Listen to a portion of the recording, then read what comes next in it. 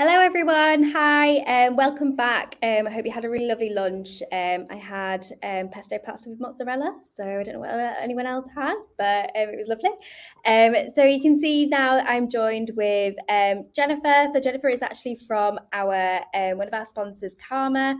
So she's going to be talking today all about measurement, which is a fantastic subject. So just a little bit more about Jennifer before I pass over. She's a member of the PRCA.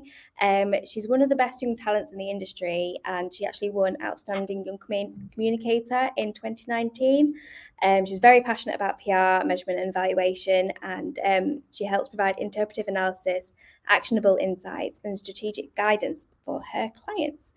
So I won't give too much away, and I'll let Jennifer take the floor. So just so you know, as usual, we'll be going to questions at the end of the session. So if you've got any questions, just type them in the Q&A box, and we'll be back to answer them later. Over Thank to you you. so much. Thank you so much for the intro. I haven't had lunch yet, but I am delighted to be here. My name is Jennifer Sanchis. I am an account director at CARMA, a global media intelligence company. And so my session today is going to revolve around the importance of measurement. And I'd like to start this presentation with a report that I saw on Monday as I was working on my slides. And this report was published on Monday, so it's a very recent report. And some of the findings were slightly scary, to say the least. So this report was an analysis, a piece of research conducted by the CAPR. And what they've essentially done is that they tried to look at the board management teams of the UK's top 100 largest companies. And they were to establish how many had dedicated comms directors on the board. And some of the findings included that half these board management teams lacked PR expertise. And another really scary thing that they found was that, wait for it, only 3 FTSE 100 companies had dedicated comms directors on the board. So I think that's probably a strong starting point for this presentation. PR measurement is really important, not because I say it, not because measurement agencies say it, but because right now, half the UK's largest companies lack PR expertise and they face great reputational risk as a result of it. So today's world means that we need to prove, in fact, we have to prove that we are comms heroes. Otherwise, our function, the PR function, will be made irrelevant. So in today's short session, I will share some guidelines. I have a case study as well that I'm going to present really quickly, and I will share some tips for success. But before we do this, I'd like to start with the status quo. And I'm going to start this presentation again on a really high note. We live in a very chaotic world. We live in a world that's complex, volatile, uncertain, a world that's quite hostile. Our world faces challenges, whether it's a financial crisis, COVID, Brexit, a cost of living crisis, a war in Ukraine. And every time it's not just a consumer's crisis, it's a threat to businesses and consequently to PR. Now, as PR practitioners, we're responsible for building reputations, running campaigns, tracking competitors, mitigating crisis when they happen. We're responsible for building industry awareness. So how do we do all of this? We need to be able to be effective with our comms and PR work, but we also need to be able to demonstrate that effectiveness. And it's not an easy task. We live in a world where the media is changing at the speed of light, but also where the media shapes society more and more every day. And as a result of this, companies do see the increasing value of reputation and the increase of intangible assets when it comes to business value.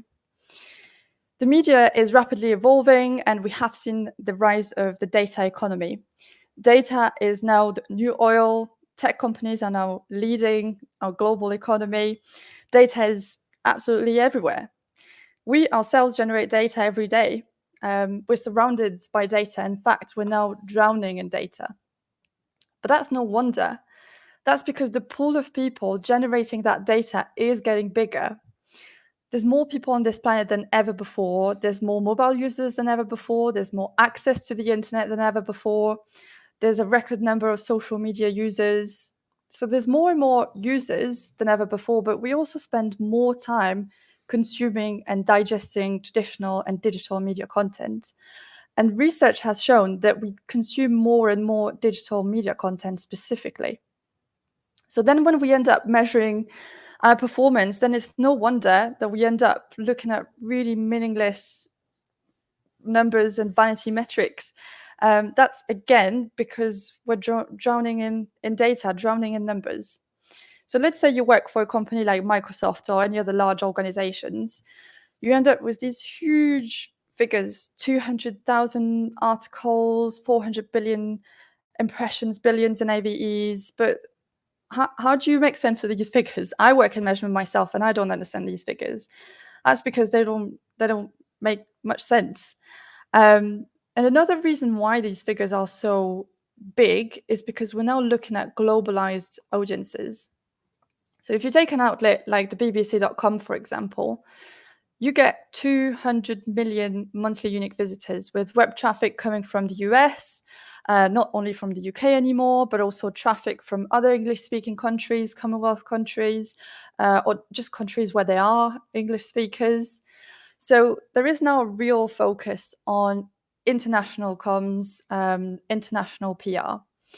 AMEC, which is the Association for the Measurement and Evaluation of Communications, did a survey a while ago, and they asked people, what is the focus of your activities? What is the focus of your campaigns? And 40% of these people said that the main focus of their campaigns was global. So that's really significant, because when you look at the impact of a global campaign, then you inevitably end up drowning in big numbers and meaningless figures. And I totally get it. I totally empathize with that.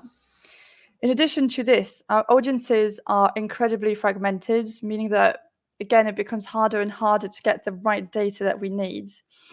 For example, we're seeing a record gap between high and low income, a trust gap. So this adds again some complexity to our measurement that vanity metrics don't really inform us about. And by the way, for our British audience, it's worth noting that the UK is the third top country with the largest income-based inequality, which is quite interesting. Age is another factor of how we consume media content. It's another important nuance when it comes to our targeting efforts. If you're a boomer, for example, you'd be more inclined to consume significantly more TV content. If you're Gen X, you'll consume not only TV content, but a bit of radio, a bit of website content. If you're a millennial, you might consume more streaming content. If you're Gen Z, online video content is king. So again, you can see how much data there is, media metadata and audience data. There's just so much data that really simplistic measurement programs can't really give you that nuance that you need. They don't really reflect the true picture of things. And in fact, vanity metrics don't even try to. And don't get me wrong, I mean, our measurement program doesn't have to be perfect. But I'd like to go as far to say that using data this way is not ethical. If you provide this type of data to your managers, to your clients, ultimately, data integrity is paramount. If you want to have a good measurement program, you need to think about data integrity. Otherwise, you'll really struggle to get the credibility that you deserve. So we are operating in a really complex world, a complex environment, and we're all really busy doing activities, campaigns, trying to reach our targets, meet our objectives. And I get it. We're all really busy. But at the end of the day, how do we prove business value? Because if we can't prove value, then at the end of the day, PR budgets will be threatened. And if it doesn't bring value, as we've said, it's meaningless and we won't get a seat at the table. So if you're just busy sending out stuff, you're not supporting your organization's goals. You're not supporting your organization's objectives. So you're not generating any value. And the last thing that you want is being seen as sending out stuff. So are we seeing the perfect storm here? If we need more than ever good proper measurements, and more than ever we're surrounded by vanity metrics and meaningless numbers, that's a really good question. Today, right now, finance directors hope for the best and plan for the worst. And this means that all line items of costs will be put under a microscope. PR must show that it is more than just a cost center at the end of the day. But, and you'll be delighted to hear, it's not all doom and gloom, there are some solutions. All these solutions involve, you will have guessed, meaningful measurement. So not just the counting of stuff, so to speak. Good measurement will enable you to really retain some of that budget when things get difficult. And that's why a good measurement isn't just nice to have, it should be really an integral part of communications. So now that I set the scene a little bit, I'd like to share some tips with you on how to do that, and I'll explain a little bit what meaningful measurement really means. And luckily, some help is at hand with AMEC. So we've said it earlier, AMEC is the trade association for the measurement and evaluation of communications. And AMEC exists to drive education and promote the best practice of meaningful measurement globally. And it shares various different resources on its website, which are all free, by the way. So you should absolutely check out the website. But AMEC is essentially the tide that tries to lift all boats, because if we are all equipped for better measurements, then our clients will want and need better measurement, and will get the credibility that it deserves. Now, just to say a few words about the few initiatives that AMEC's worked on in the past, and hopefully you've heard about a few of them. AMEC is responsible for setting out the Barcelona principles. They launched a campaign against AVs a while ago. They set out 22 reasons why AVs don't work, why AVs don't prove the value of PR. There's another initiative called the Measurement Maturity Mapper, called M3. Again, really useful tool. So that there's various different things that you'll find on websites, so you should absolutely check it out. But we are a bit restricted on time today, so I'll focus on their main initiative, which is the Integrated Evaluation Framework. AMEC's Integrated Evaluation Framework is translated into 22 languages, so it is a tool that is used everywhere around the world, and it is the framework that is the most widely accepted in the industry. It is the framework that really will help you measure your comms in a meaningful manner. It is free for all to use. It's really interactive. All you have to do is go on this website. You will find that the framework is based on process evaluation. It's a framework that was created by various groups of practitioners, academics, including Jim McNamara, trade associations, PR agencies, and this group of people was led by Richard Bagnall, who was the former chairman of AMEC at the time, and the current CEO of CARMA. But this framework essentially looks like this. So it's made of several categories, from objectives to inputs, activities, outputs, outtakes, outcomes, all the way to organizational impact. And it's super user-friendly, as I've said. It's interactive. You can click on the different cells. It will tell you what to put. It's really handy because you'll be able to fill in your own framework, essentially, as you can see, and you can save your own PDF version of the framework. So it's a really great tool, especially if you're starting on this measurement journey, if you're brand new. There's also the PR measurement taxonomy, which is a great resource and shouldn't be overlooked, because all PR practitioners can benefit from the taxonomy as well. So do check this out. Now, I'd like to talk about the 3 sections of the framework that are particularly important when it comes to measuring the effectiveness of what we do. The outputs, the outtakes, and the outcomes. When we look at the outputs, the outtakes, and the outcomes, we want to understand what people have seen, how people reacted as a result of what they've seen, what people think, and most importantly, we want to understand what people do differently as a result of our campaign and our activities. So it's really essential to keep this see, think, do approach in mind. Because if you go back to the core definition of PR, what is PR? PR is the discipline which looks after reputation, right? With the aim of earning understanding and support, and most importantly, influencing opinions and behavior. So at CARMA, we've developed our own framework, which is a bit simplified, whereby we link the objectives to the activities, to the outputs and the outcomes. So what's important when you do this kind of exercise is to start with our organization's overarching objectives. And then you look at the comms objectives, which, by the way, should be in line with the organizational objectives. And then you look at the activities which should support these goals. So what you want to do is sort of create a roadmap, really. A roadmap that takes into account all of the different factors in determining how we're going to measure success. This roadmap should really help us clarify what are the key stories that we want to be able to tell with the data, right? We don't, if we don't map this out ahead of time, if we don't plan this out, then we end up with reports that are full of data and no insights. And trust me, I have seen this so many times in the past, and it's not insightful. So don't do that. Usually, a typical briefing conversation starts with the wrong question. It starts with the question, what data do you need? But first of all, it's really hard to answer that question. The right question that you need to ask is, what do you want to know? What kind of knowledge is going to empower you to make smarter decisions? So if you start with the insights question first, then you end up making much smarter decisions about the data that you're going to use to actually get there.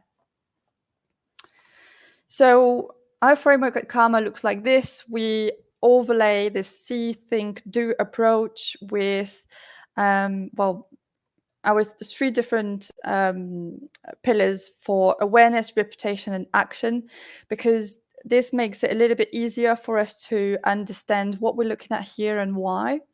So it really helps us clarify what our objectives are, how we're going to track those objectives through to the activities, through to the measurements with the outputs and the outcomes. And then again, we're not just looking at the coverage here with the outputs, we're also looking at what people think and what people do with the outcomes metrics.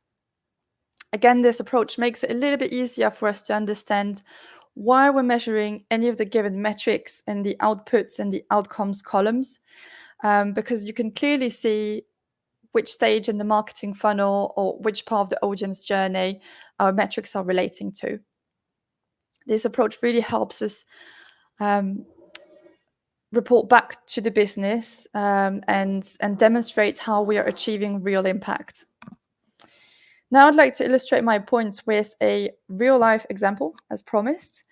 So about 2 years ago, CARMA was appointed by a global cars and bikes manufacturer to completely redesign their measurement and evaluation program. So we started this exercise with a framework workshop to really understand the client's objectives, the client's activities, and we wanted to review our metrics as well. Our clients had different challenges at the time. They really had poor visibility of their key metrics. They did not have any relatable or reliable way of benchmarking their campaigns and their launches. They were not really tracking any outcomes metrics either. They needed as well a key metric, a single number that they could report back to Japan, to the leadership team, but also a number that could be a little bit more transparent and broken down into different bits so that the regional teams could get more granular insights. So doing this exercise was really useful for us because they had a KPI at the time, which was their main KPI, that wasn't capturing half the things that we put in this framework. So highlighted in yellow are all of the things that we needed to measure and that were not captured with this old KPI. So this exercise really gave us the confidence that we needed to start from scratch and that it was the right thing to do. One of the initiatives that we started was the creation of a composite score. For the creation of this composite score, we looked at quality metrics such as sentiment, prominence, presence in top target media, presence of key messages, and we looked at these metrics and we combined them with a reach factor, impressions, and market population. In essence, we wanted to be able to assess whether our clients were saying the right thing to the right audience through the right channels and building engagement.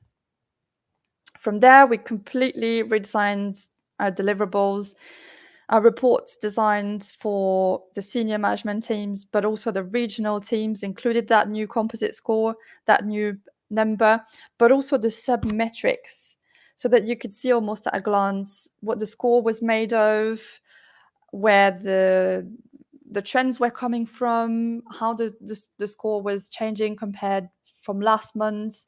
So you could actually get quite a lot of information just at a glance, just by looking at the data. Then we created the benchmark because we needed to understand with this new data points what good actually looked like. So we created a new benchmark. We created some guidebooks, which we introduced to the regional teams to talk about the new methodology, to talk about the need to move away from the previous metric. And we really wanted to empower these teams to not only look at how much they'd achieved, but we wanted them to see how good their performance was. So we effectively shifted the conversation from simply how much to how good.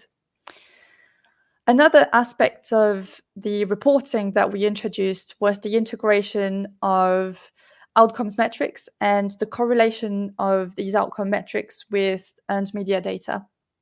So I've included some examples of web traffic, search engine, interest over time, goal completion, social media. You can look at various different things here, but this was really powerful, especially when we started investigating specific campaigns happening in specific markets. There's so much that you can do when you start looking at several data sets. If you look at search interest data, for example, you can look at trending search topics. If you look at online pieces of content on social media, it's quite interesting to look at the articles that people are engaging with on social media. You can look at your demographics, look at the age of your audiences on online coverage. You can look at the impact of video content and YouTube content, which is what we did for this automotive client. We've also looked at domain authority data, looking at online coverage. So there's just so many different avenues that you can explore once you start getting your hand on different data sets. However, there's always a however or a but. Correlation does not mean causation, unfortunately. Otherwise, that would be too easy. We can never say with certainty that people did something as a result of a specific activity. 100% accuracy is impossible because PR, influence, and reputation are not as simple as that. Sometimes there isn't much of a correlation anyway, and that's absolutely fine. PR is not a tangible discipline, and there is no silver bullet when it comes to picking the right metric and picking the right data set. What's important, again, it's to be able to tailor your measurement to your organization's objectives, to your comms objectives, and demonstrate the right outcomes. But I always tell my clients, if you go to war, do you want to go to war with a sword, or do you want to go to war with a sword, a hammer, a knife, and a gun? And very often I get the same response. So the time for excuses is over, my friends. I've heard them all, that there is no need for good measurement, no demand, no buy-in. It's too complex, it's too difficult. There's a lack of standard, lack of time. It's too expensive, too simplistic. There's an inability actually to influence the organizational goals. We're happy with AVs and impression figures, or actually, we don't really want to know the real impact of our PR because we're a bit scared. PR professionals really need to lean into PR measurement and upskill, because otherwise they'll be made irrelevant. So we need to measure better, but what does it mean exactly? It means that we need to speed up our measurements. Newsmaking is 24/7, so we really need to be up to date. It means that we need to review our objective style, our reporting style, sorry. Are quarterly analysis reports really enough, or do you need monthly insights reports, campaign reports, or perhaps you need some live news alerts? It means that in addition to our measurement, we need to get good insights. Counting stuff is simply not enough.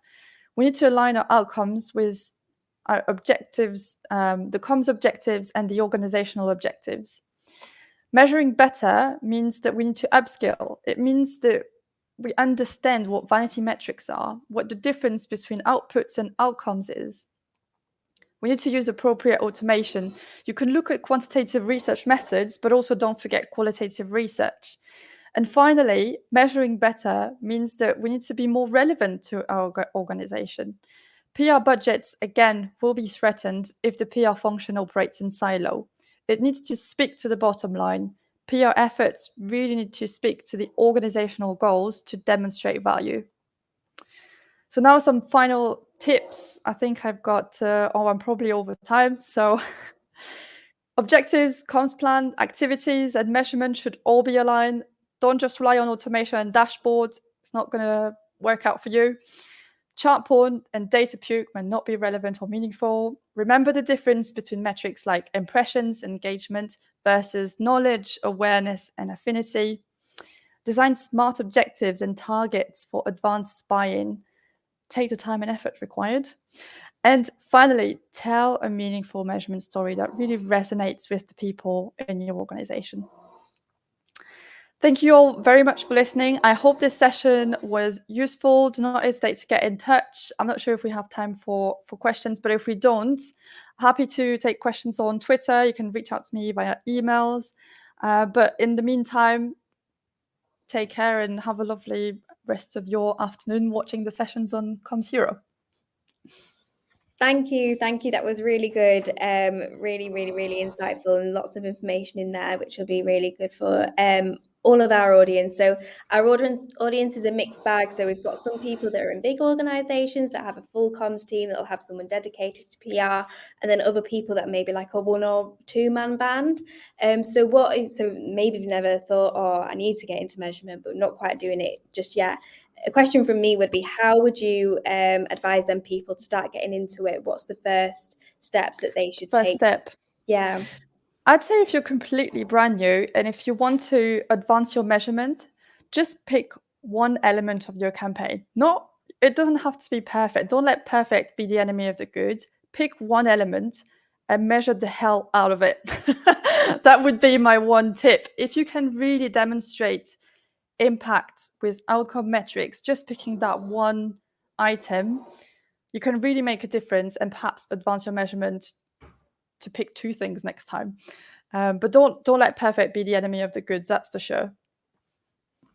Brilliant. So pick one and roll with it. Yes. At least do it right. Just one thing, but do it right. Yeah. Thanks again. So we've had a lot of comments in here. People are saying thank you so much. They love the presentation. Brilliant stuff and everything. So yeah, it's been super useful for everyone. So thank you again for joining us, Jennifer. Thank you very much for having me. So after this session, we are going to networking time again. So sit on a table, get chatting to your fellow comms heroes, and take a leaf out of Amy Nettleton's book, as she's just been talking. If you don't widen your network, you're not going to be able to progress and climb the leaderboard. So go meet everyone. Everyone's super friendly. Be brave, be bold. And thanks again, Jennifer. Thank you, guys. Bye.